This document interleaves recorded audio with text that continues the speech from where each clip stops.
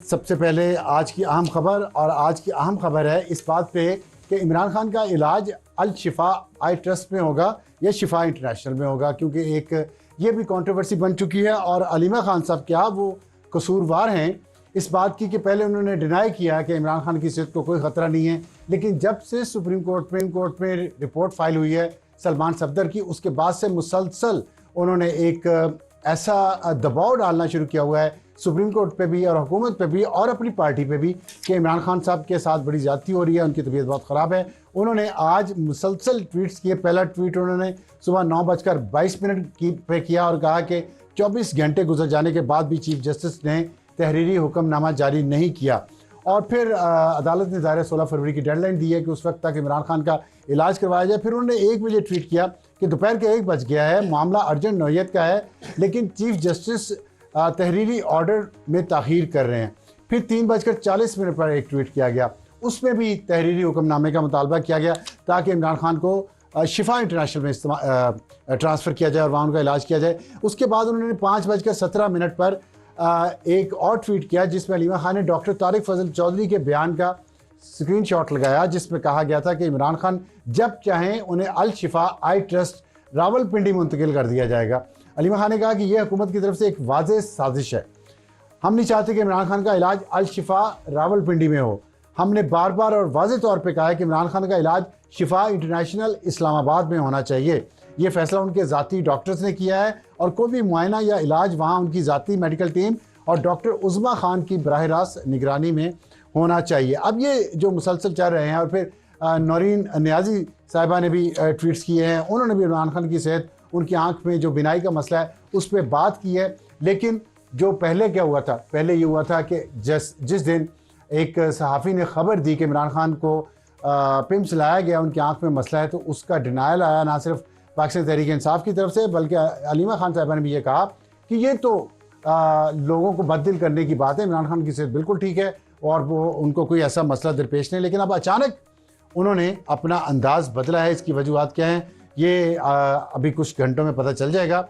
लेकिन हम ये सुन रहे हैं कि शायद 2 ग्रुप्स हैं पाकिस्तान तहरीक इंसाफ में, एक बुशरा बीबी साहिबा का और एक अलीमा खान साहिबा का, और ये जो कोई बात हो रही थी डील की या खान साहब को हॉस्पिटल शिफ्ट करने की, ये शायद बुशरा बीबी के ट्रैक से हो रही थी, जिसको अलीमा खान ने बिल्कुल नापसंद नहीं किया, क्योंकि वो लीड लेना चाह रही हैं जो भी मामला फाइनल हों। ये हमारे ज़राए का कहना है।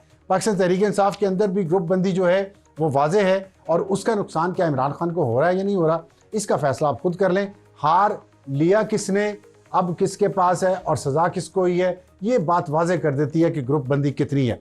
आज के प्रोग्राम का तारुफ, टॉप स्टोरी हमारी होगी डील, कौमी हुकूमत और खान की सेहत। हमें ज्वाइन करेंगे सेनेटर फैसल वावडा साहब और सेनेटर हुमायूं मोहम्मद, जिनके ताल्लुक पाकिस्तान तहरीक इंसाफ से है। और हमारे दोनों सेगमेंट टॉप स्टोरी और हॉट इशू आज इन्हीं दोनों मुअज़्ज़ज़ मेहमानों के साथ होंगे। और हमारा आज का एडिटोरियल होगा बांग्लादेश इंतखाबात, जेन ज़ी हार गई कैसे, ये हम आपको बताएंगे अपने एडिटोरियल में। जिन्होंने बड़ी कोशिश की, इनकलाब अपनी तरफ से लेके आए, लेकिन इनकलाब तो ले आए, हुकूमत को गिरा दिया, बदल दिया, लेकिन मिली कितनी सीटें? 7 इंतखाबात में, और वही पुरानी जमातें वापस आ गई।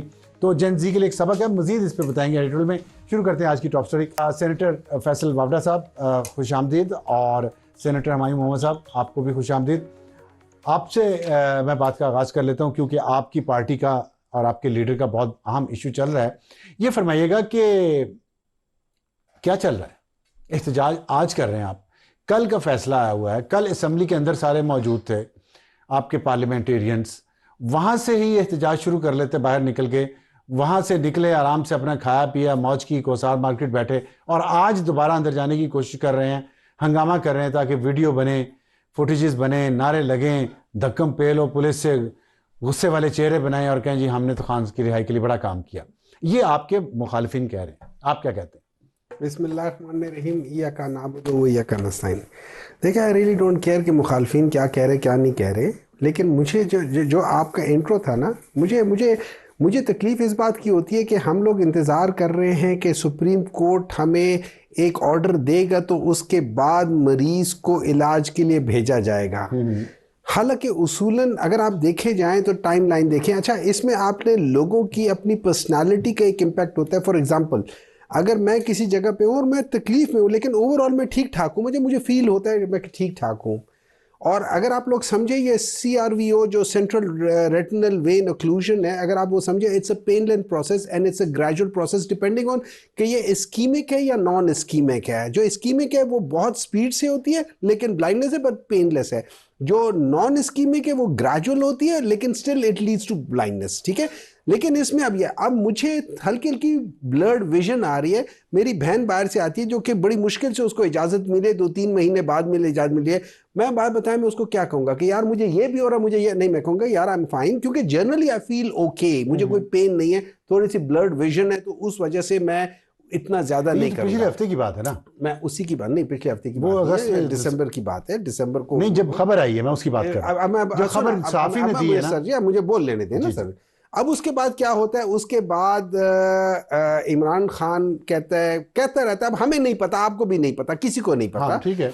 उसमें उन्होंने कहा है कि जी मुझे तकलीफ हुई है, तो पहले डॉक्टर ने पता नहीं ड्रॉप्स डालते रहे, कुछ नहीं किया। फिर उसने पिम्स वाले से बात की, जब ज़्यादा उन्होंने कहा कि कंप्लेंट हो गई कि मुझे नज़र नहीं आ रहा, तो उन्होंने, और एक सब्जेक्टिव एनालिसिस है एक पेशेंट का कि यार मुझे तकरीबन एक 15% नजर आ रहा है, बाकी नजर नहीं आ रहा है, and this is very subjective. उनका अपना है ना, ये उनका अपना है, किसी डॉक्टर ये किसी डॉक्टर का नहीं है, सब्जेक्टिव है। आपको दर्द कितनी हो रही है यार, बहुत ज्यादा दर्द हो रही है यार, मुझे तकरीबन आप 100 में से तो 85% या 15% का जो ये सब्जेक्टिव है, ये पेशेंट का, ठीक है। अब उसके बेसिस पे वो जो डॉक्टर था उसने कहा कि चलो पिम्स से एक बंदे को बुलाते। पिम्स वाला बंदा गया, उसने जाके अडयाला जेल में देखा, लेकिन जब वो उसने देखा है, अब आप इससे देखे, इवेंट्स के सीक्वेंस देखे, जब उसने वहां देखा तो उसने फौरन मिडनाइट में इमरान खान को बुला लिया। Now this shows the severity of the problem, और वहां पे जाके ट्रीटमेंट किया, and this shows now the intent of the government. इन्होंने किसी को नहीं बताया। अगर वो सहाफी ये ना क्लोज करता, ये ना बताता, ये तो खा पी के डिकार मार के निकल गए थे। नहीं, लेकिन तो, आपकी सारी लीडरशिप ने कहा कि ठीक है, हमें नहीं पता ना, देखिए हमें नहीं मालूम, आपने साफी को कहा गलत है। नहीं देखिए, खान ने भी ये कहा, हम लोगों ने, देखिए आप हमारी इंटेंट को देखे, एक सहाफी हमें दे रहे हैं, हमें नहीं पता, हमें इमरान खान ने कुछ कहा, हमने कहा कि यार ये मतलब एक गलत चीज बता रहे हैं ताकि उससे कोई प्रॉब्लम ना फैल जाए ना। इमरान खान की सेहत इज इंपॉर्टेंट फॉर एवरीवन, हम नहीं चाहते कि उसकी वजह से कोई और गलत चीज हो जाए, तो हम लोगों ने उसको वहां डिनाई किया। लेकिन जब पता चला कि यार ये तो असल गन तो गवर्नमेंट कर रही है, एक आदमी है, लीडर है, मेरा लीडर हो ना हो, मेरा लीडर हो ना हो, क्या गन किया? सर जी मुझे एक बात बताएं, आप मुझे कहें मैं गवर्नमेंट हूं, आप मुझे कहें कि हुमायूं मेरी आंख में तकलीफ हो रही है, या आप कहें कि मेरे हाथ में इन्फेक्शन हो रहा है, और मैं आपके हाथ के इन्फेक्शन को नजरअंदाज करता रहूं, और कल को इन्फेक्शन की वजह से आपका हाथ कट जाए, व्हाट विल यू डू? हाँ, तो वो उन्होंने, आप खुद ही कह रहे हैं, एक मिनट है जाए, इसे कहते एक मिनट है जाए, दिस इज डिलेड। जब बहुत ज्यादा हो गया, इसको कहते हैं डिलिबरेट इनडिफरेंस। डिलिबरेट इनडिफरेंस का मतलब ये है उसमें कि ये एक क्रिमिनल प्रोसीजर, ये क्रिमिनल एक्ट है। मैं जरा बात को आगे ले चलूं, आप डॉक्टर भी हैं और आपने बहुत अच्छी तरह से उनकी वो जो बीमारी है उसके बारे में बताया, लेकिन मेरे सवाल का जवाब नहीं दिया। मैं वापस आऊंगा उस पर। वावडा साहब, आप फरमाइएगा कि आपने बहुत सारी चीज़ों के बारे में जो बताया, जो खबरें दी, वो सच साबित हुई हैं वक्त के साथ। आज आपसे मैं मतलब सच खबर एक और जानना चाहता हूँ कि ये जो बात हो रही है मुसलसल कि ढील है और ये एक फ़िज़ा बनाई जा रही है, और ये जैसे डॉक्टर साहब ने भी फरमाया कि ज़रूरी नहीं, एक तेज़ी से भी बीमारी बढ़ सकती है और एक स्लो बढ़ती है, तो अभी तक कंफर्म नहीं है कि 85% 15% क्या। तो क्या ये वाकई कोई ऐसी बात हुई, कोई एफर्ट हुई कि एक मामलात को थोड़ा सुलझाया जाए, टेम्परेचर को नीचे लाया जाए, खान साहब को कुछ रिलीफ दिया जाए और इस रास्ते से दिया जाए, या वाकई उनके मसला है कोई सीरियस? बहुत शुक्रिया अफसार साहब। देखिए, सबसे पहले तो ये कि आपने जो सवाल किया बड़ा वैलिड है, और मैं आपको ये बता दूं कि ना तो कोई ढील है ना ही कोई डील है। 0.0001% भी इसमें कोई सदाकत नहीं है।